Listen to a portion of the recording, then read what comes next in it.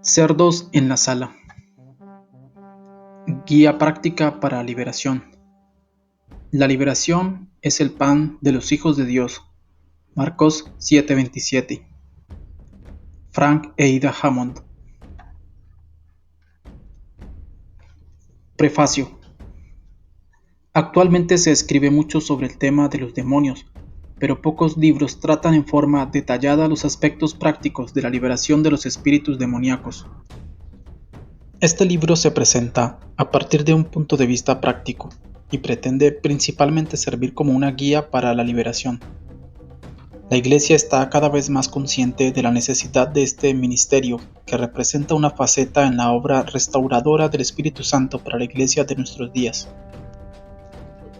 Este libro también es un llamado de trompeta a la lucha espiritual completa. La Iglesia y el creyente individual deben superar el concepto de la liberación personal y pasar al de la batalla espiritual contra las potestades espirituales llamadas huestes de maldad en las regiones celestes, según Efesios 6:12. Aquí pues hay algunas respuestas para llevar a cabo la liberación y la batalla espiritual. Agradezco con profundo reconocimiento la influencia que el Dr. Derek Prince ha tenido en mi ministerio. Muchos de los principios de liberación que se comparten en este libro son producto de sus sanas enseñanzas fundamentales. Deseo también expresar mi gratitud al Dr. Prince por el permiso para citar su oración de liberación. Asimismo, manifiesto mi reconocimiento a Philip K. Brown y a la señora Margaret Rudin por la lectura de las pruebas del manuscrito. Los nombres y las iniciales de todas las personas mencionadas como ejemplos de liberación se han cambiado a fin de evitar cualquier posible reconocimiento. Todas las citas de las escrituras son de la versión Reina Valera de 1960, a menos que se indique otra fuente. Frank D. Hammond. Introducción.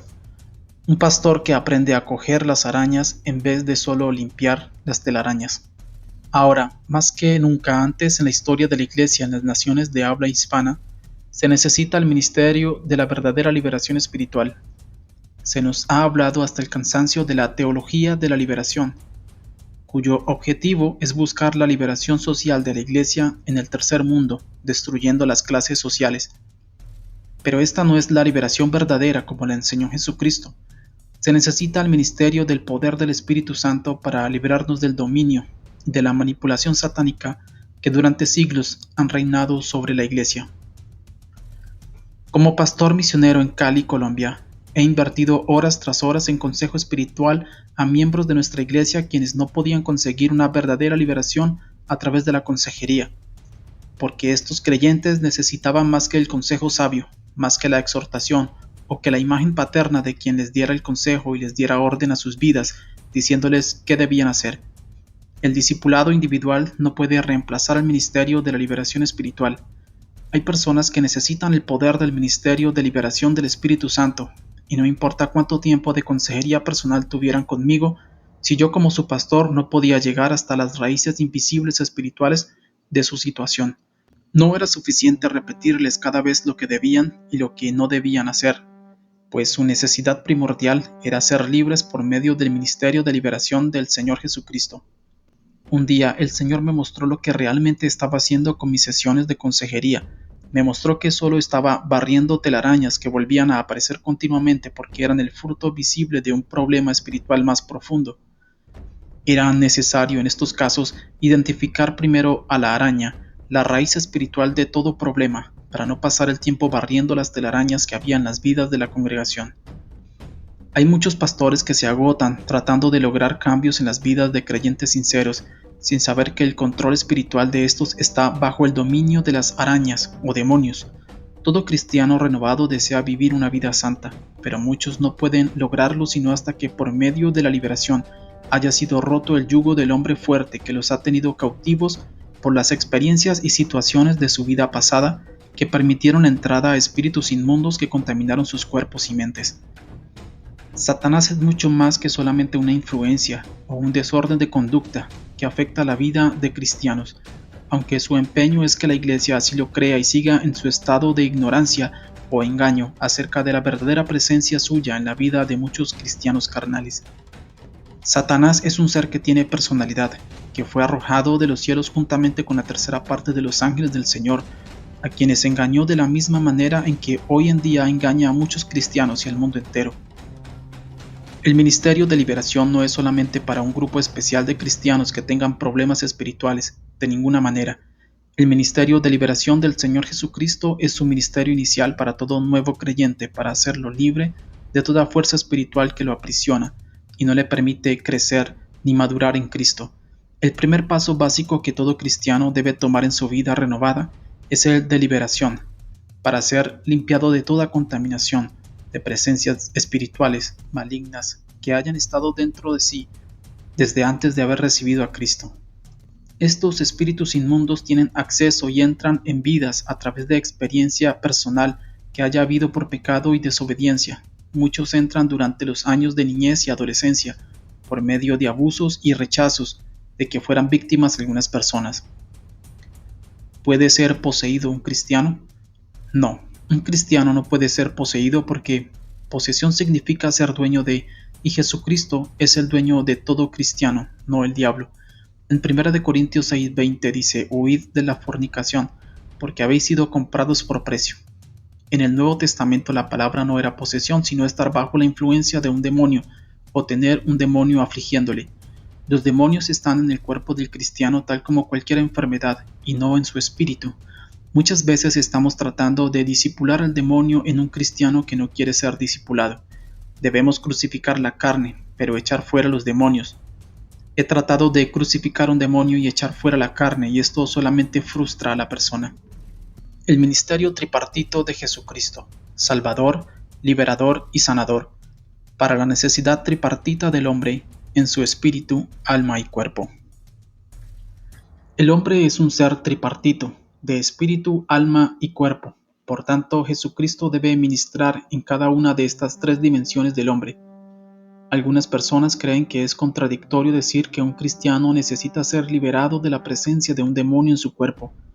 Si esta teoría fuera acertada, deberíamos decir que es también contradictorio que los cristianos tengan cáncer u otras enfermedades, ya que 1 de Pedro 2:24, la palabra de Dios declara que todas nuestras enfermedades fueron sanadas cuando nuestros pecados fueron perdonados. Los demonios pueden ocupar el mismo lugar o el mismo espacio que ocupa en nuestro cuerpo la enfermedad cancerosa. Los demonios no habitan el espíritu del cristiano, pues éste fue regenerado en el instante del nuevo nacimiento. Es el Espíritu Santo quien habita el espíritu del cristiano y está en unión con él. Pero el Espíritu Santo no está en unión con el cáncer ni con los espíritus satánicos que habitan en el atrio exterior del hombre, que es su cuerpo. Recordemos que cuando Jesús limpió el templo, echó fuera a los mercaderes del atrio exterior, no del lugar santísimo. La Biblia nos enseña que el hombre es el templo del Espíritu Santo. El lugar santísimo del templo de Jerusalén representa al espíritu del hombre. El lugar santo o atrio intermedio del tabernáculo representa el alma, y el atrio exterior representa el cuerpo. El hombre necesita salvación en tres dimensiones: espíritu, alma y cuerpo. Asimismo, el ministerio tripartita de Jesucristo suple esta necesidad del hombre: regeneración como nuestro Salvador, restauración del alma como liberador y sanidad del cuerpo como nuestro Jehová Rafa. Jesús es el Salvador del espíritu del hombre, por el poder de justificación y regeneración. Al nacer de nuevo por medio del Espíritu Santo, aunque el cristiano recibe regeneración de su espíritu, muchas veces permanecen en su cuerpo desórdenes y enfermedades físicas. Jesucristo es el liberador del alma, echando de allí demonios engañadores que residen en el cuerpo del cristiano y que obstaculizan y destruyen el crecimiento espiritual del alma. Estos demonios impiden que el cristiano tenga control total sobre sus decisiones y pensamientos. En el alma están las funciones de la mente, las emociones y la voluntad del creyente, y este es el campo de batalla de los demonios en la vida del cristiano. El Señor les reveló a los esposos Hammond que la esquizofrenia no es un desorden psicológico que se puede corregir con consejería o terapia. La esquizofrenia, según nos reveló el Señor, es más que una doble personalidad. Se trata de la existencia de dos personalidades distintas e individuales. Una, la personalidad real, y la otra, la personalidad de un demonio que se esconde detrás de la personalidad real, fingiendo serla. En este caso, la víctima es un prisionero en una guerra espiritual. El engaño consiste en que la víctima cree que esta segunda personalidad es realmente una parte de la suya y por lo tanto nunca podrá ser verdaderamente libre sino hasta cuando el ministerio de liberación de Jesucristo pueda penetrar más allá de la telaraña de confusión y destruir a la araña. Por muchos años en mi ministerio de pastor pasé largas horas limpiando telarañas por medio de lo que parecía ser consejo sabio y exhortación. Pero ahora he aprendido que debo buscar y encontrar a la araña por medio del don de discernimiento de espíritus y echarla fuera en autoridad del nombre de Jesucristo, por el ministerio de liberación, para que el Espíritu Santo pueda poner realmente en libertad a los cautivos. Pastor Randy Macmillan, Iglesia Comunidad de Fe, Cali, Colombia.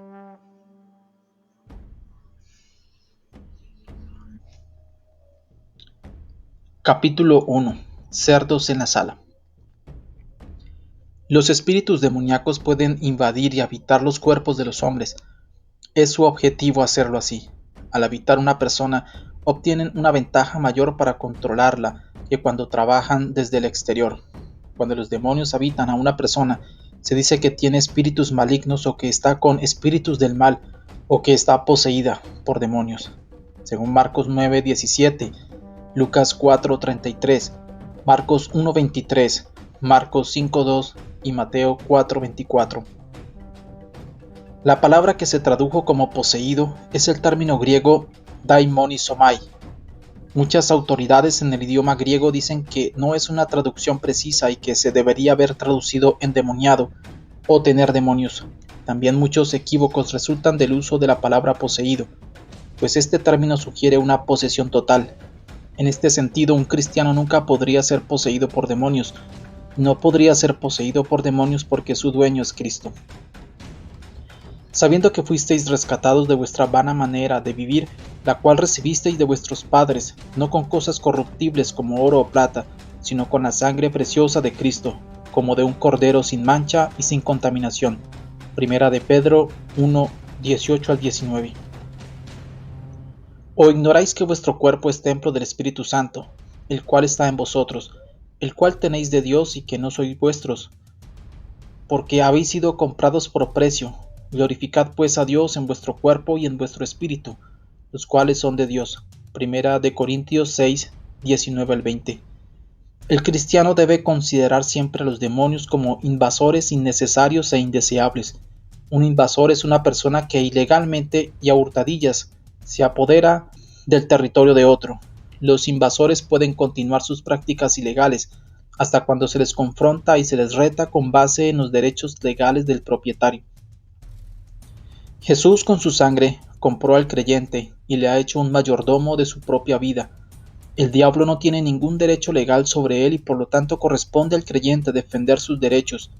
Ningún demonio puede quedarse cuando un cristiano desea seriamente que se vaya. Resistid al diablo y huirá de vosotros. Santiago 4:7. Los demonios consideran el cuerpo de la persona donde viven como su casa. Cuando el espíritu inmundo sale del hombre, anda por lugares secos, buscando reposo y no lo halla. Entonces dice: volveré a mi casa de donde salí. Mateo 12, 43 al 44.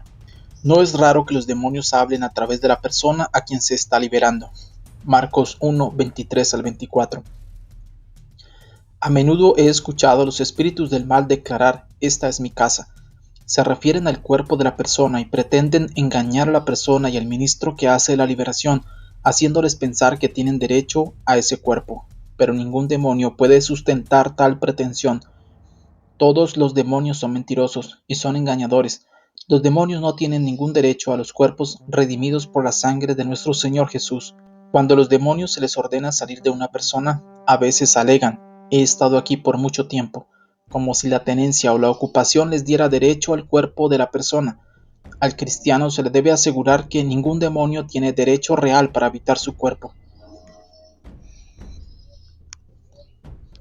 En el Nuevo Testamento se llama a los demonios 25 veces espíritus inmundos.